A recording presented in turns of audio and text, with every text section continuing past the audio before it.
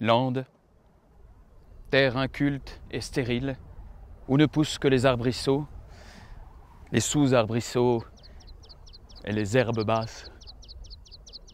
Ici, tout est pauvre. Et moi, la pauvreté, ça me donne envie de chialer. Pour mieux comprendre ce que sont les Landes des Hautes-Vosges, nous sommes allés à la rencontre de Thibaut du côté du Rheinkopf. Alors les Landes, on peut penser que c'est des milieux qui sont pauvres. Ils se développent sur des milieux où il y a une disponibilité en nutriments qui peut être très faible, d'où l'aspect de pauvreté. Mais finalement, dans la diversité végétale, dans la diversité de structures, on est tous sauf sur des habitats pauvres. On accueille du coup une faune, une flore qui est très diversifiée et qui ne se retrouve pour certaines que dans ces landes-là. Les landes, c'est des milieux ouverts, mais qui vont être dominés par des ligneux bas, une espèce de buisson qui va faire des petites branches, mais qui ne va jamais être aussi gros qu'un arbuste. Dans les Vosges, c'est la myrtille qui est bien connue, c'est la fausse bruyère, donc à lune, ou l'érelle des marais. Donc ça, c'est toutes des éricacées qui, sur des contextes acides comme dans le massif vosgien, vont être les espèces qui vont caractériser notre lande à nous. Donc là, on a la couleur caractéristique de la gentiane jaune, de la grande gentiane. On est un peu avant la floraison. Elle va faire une belle inflorescence en tige jaune, très caractéristique de nos paysages d'altitude dans le massif. Là, on est sur une des espèces qui a justifié la protection du site du Rheinkopf. C'est la pulsatile d'Autriche. C'est une plante qui est typiquement montagnarde. Elle va faire une grosse fleur blanche, bien attractive pour les pollinisateurs. Elle va être poilue, notamment les fruits, qui va lui permettre de moins souffrir du froid ou de l'ensoleillement qui est plus fort en altitude. Et dans le massif, elle ne se retrouve que sur les landes vraiment sommitales de la grande crête des Vosges.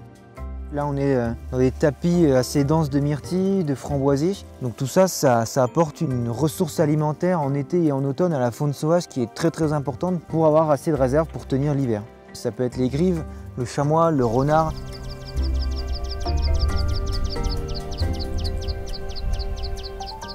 Donc là, on a le pipite sur le petit poteau là-bas, pipite farlouse.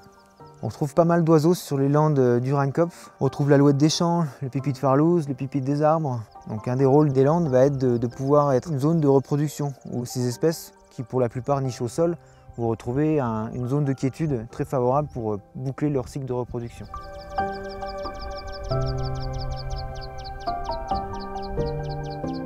Sur cette crête, les vaches vont permettre de maintenir le milieu ouvert en limitant l'arrivée des arbres, en mangeant leurs feuilles, en mangeant les petits semis qui pourraient arriver dans la lande.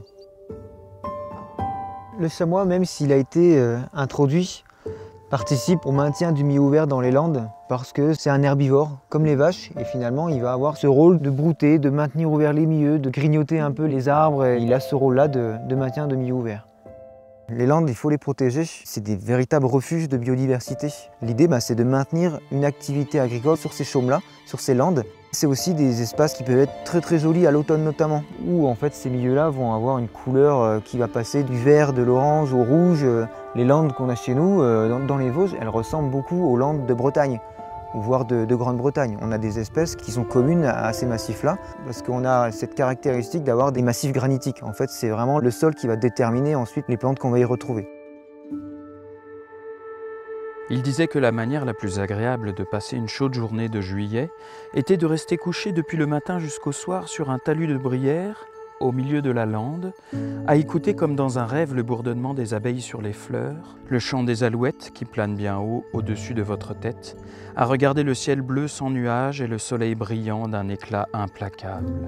Telle était sa plus parfaite idée du bonheur céleste. La mienne était de me balancer dans un arbre au vert feuillage bruissant quand souffle un vent d'ouest et que de beaux nuages blancs glissent rapidement dans le ciel, quand non seulement les alouettes, mais les grives, les merles, les linottes, les coucous prodiguent de tous côtés leur musique, quand on aperçoit la lande au loin coupée par de frais vallons noyés dans l'ombre, et tout près de grands tertres couverts d'herbes hautes ondulant en vagues sous la brise, des bois et de l'eau tumultueuse, le monde entier en mouvement et frémissant de joie. Il aimait avoir tout reposé dans une extase de paix, j'aimais avoir tout étincelé et dansé dans un glorieux jubilé. C'est beau, non ?